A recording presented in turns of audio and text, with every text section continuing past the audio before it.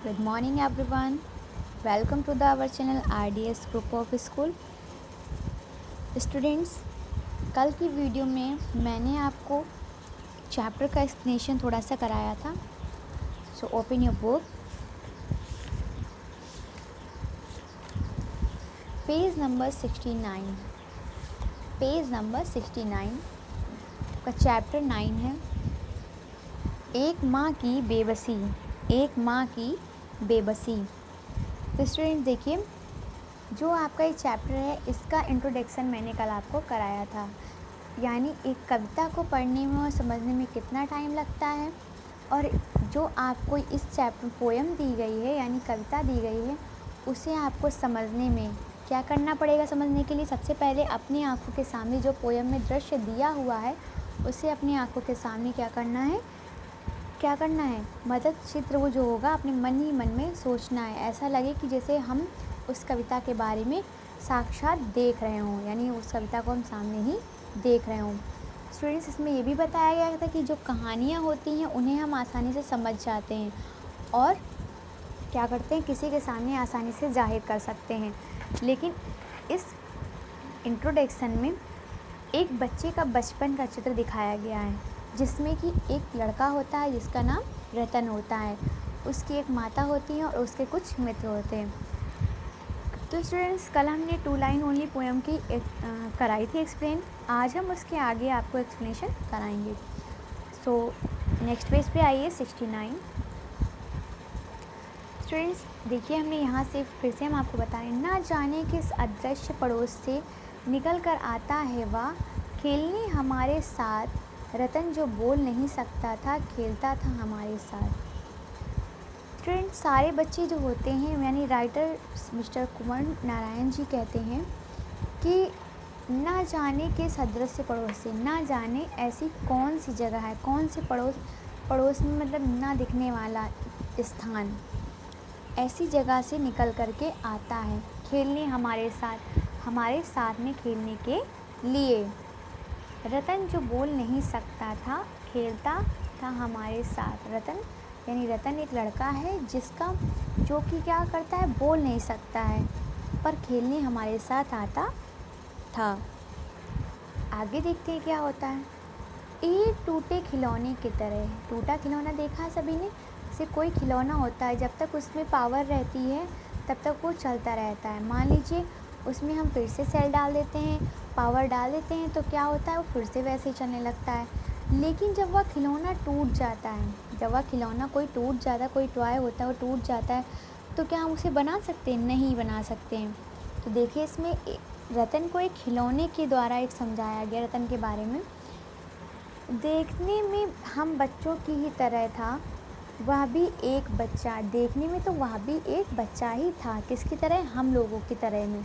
यानी वह बोल नहीं सकता था, लेकिन देखने में बोल तो नहीं सकता था, लेकिन देखने में कैसा था? खिलौना, एक जो टूटा खिलौना होता है उसकी तरह था और हम बच्चों की तरह ही दिखता था. एक नन्हा बच्चा, एक छोटा सा बच्चा. लेकिन हम बच्चों के लिए अजूबा था. लेकिन हम अजूबा का अर्थात होता है अनोखा. लेकिन हम बच्चों के लिए अजूबा था क्योंकि हमसे भिन्न था. क्योंकि हमसे भिन्न था. राइटर कहता है कि जो बच्चा था वह बोल नहीं सकता था, वह एक टूटे खिलौने के समान था, पर देखने में हम बच्चों की तरह ही था. अजूबा अर्थात हम बच्चों के लिए एक अजूबा था. क्यों? क्योंकि जैसे वह बोल नहीं सकता. मान लीजिए कोई भी जैसे कोई बच्चा होता है, ठीक है. अब वो बच्चा छोटा सा है. मान लीजिए बच्चा एक है, फ्रेंड है वो आपका. पहले आपका फ्रेंड नहीं है, आप जैसे कहीं नई जगह जाते हो, वहाँ पर एक बच्चा आपको मिलता है, ठीक है. जब आपको वो बच्चा मिल जाता है तो आप उससे क्या करते हो? सबसे पहले उसका नाम पूछते हो, है ना. तो जब वो नाम अपना बोलता है, अपने बारे में बताता है, उसके बाद में जब आप उससे पूछते हो कि वह क्या खाएगा या क्या खाना पसंद करेगा, तो आप क्या करते हो? जैसे उसने कोई नई चीज़ बताई कि मान लीजिए वो नॉनवेज बताता है, या मान लीजिए वह कुछ नई चीज़ बताता है. जैसे मान लीजिए बोलेगा हमें ये नहीं, हमें फ्रूट्स नहीं, हमें फ्रूट्स खाने हैं, हमें लंच नहीं खाना है, हमें डिनर नहीं करना है, हम ओनली फ्रूट्स खाते हैं। तो आप सोचोगे यह कैसा बच्चा है, ओनली फ्रूट्स क्यों खाएगा, ये खाना क्यों नहीं खाएगा। तो यानी वो एक आश्चर्यजनक बात है, क्योंकि बच्चे जो होते हैं उनको हर चीज़ पसंद होती है, सारी चीज़ें खाते हैं। बहुत सारे बच्चे कई चीज़ें नहीं खाते हैं, बहुत सारे बच्चे कई चीज़ें खाते हैं। तो आपको इसके अंदर सबसे अजीब बस चीज़ क्या लगेगी, यही कि मतलब यह खाना क्यों नहीं खाता है, या फलों को ही क्यों खाता है। ठीक उसी तरह यहाँ पर जो रतन है वह बोल नहीं सकता, और वह खेल सकता है, सब कुछ कर सकता है, लेकिन वह बस बोल नहीं सकता। तो यहाँ पर राइटर क्या कहता है कि वह बच्चों के लिए अजूबा था, यानी उन बच्चों के लिए, क्योंकि वह बोल नहीं सकता था। तो सारे बच्चे यही सोचते हैं कि हम लोग तो जब खेलते हैं तो बोलते हैं, चिल्लाते हैं, लेकिन यह बच्चा बोलता चिल्लाता क्यों नहीं है। तो यानी वह आश्चर्यजनक था, तो सभी को अजूबा लगता था, क्योंकि हमसे भिन्न था, क्योंकि हम सबसे, बच्चे कहते क्योंकि हम सबसे वह अलग था। थोड़ा घबराते भी थे हम उससे, क्योंकि समझ नहीं पाते थे। थोड़ा घबराते में, थोड़ा डरते थे उससे, कुछ भी कहने में, कुछ भी बताने में, कुछ भी समझाने में, क्योंकि हम समझ नहीं पाते थे। जब वह हमें कुछ बताता था तो हम उसकी बात को समझ नहीं पाते थे। उसकी घबराहटों को ना इशारों में कहीं, उसकी बातों को ना उसकी भयभीत आँखों में हर समय दिखती, उसके इशारों में।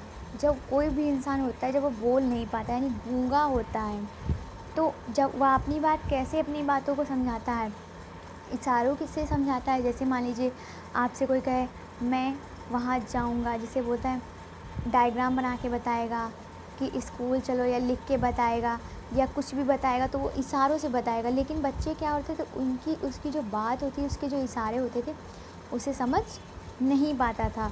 और जब वो समझ नहीं पाते थे बच्चे, तो क्या होता था, ना उसकी भयभीत आँखों में, ना उसकी डरी हुई आँखें, भयभीत अर्थात डरी हुई आँखों में देख पाते थे, ना समझ पाते थे, हर समय दिखती।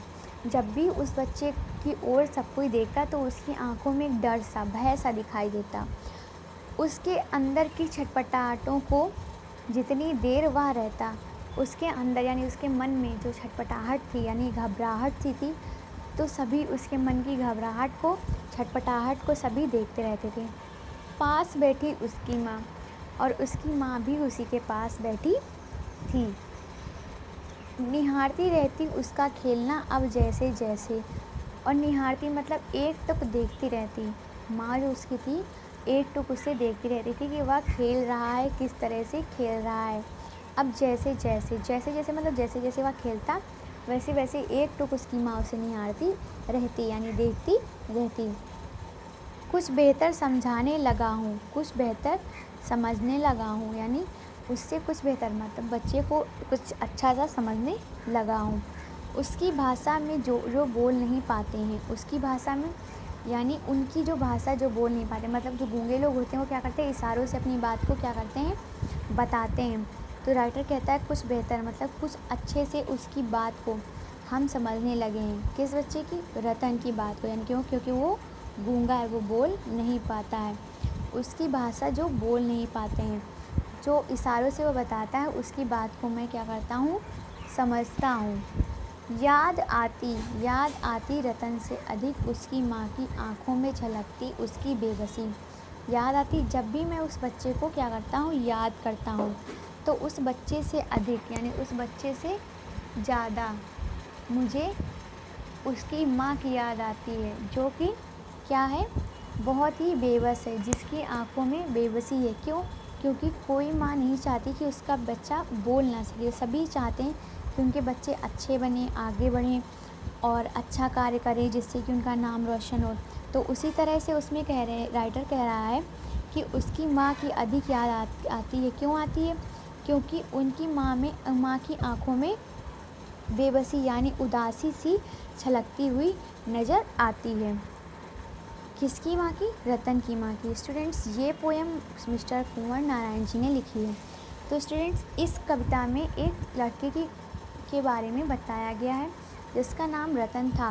वह गूंगा रहता है, वह किस तरह से खेलता है, लोगों के बीच में किस तरह से रहता है, और उसकी माँ उसकी इस हालत को देख करके किस तरह से निराश होती है और किस तरह से उसकी आँखों में उसकी उदासी छलकती है, यानी किस तरह उसकी आँखों में उसकी बेबसी दिखाई देती है। आई होप आप सभी को इस पोएम का एक्सप्लेनेशन समझ में आ गया होगा। अगर आपको कोई भी प्रॉब्लम है तो आप नीचे दिए कमेंट बॉक्स में पूछ सकते हैं। Thank you, have a nice day.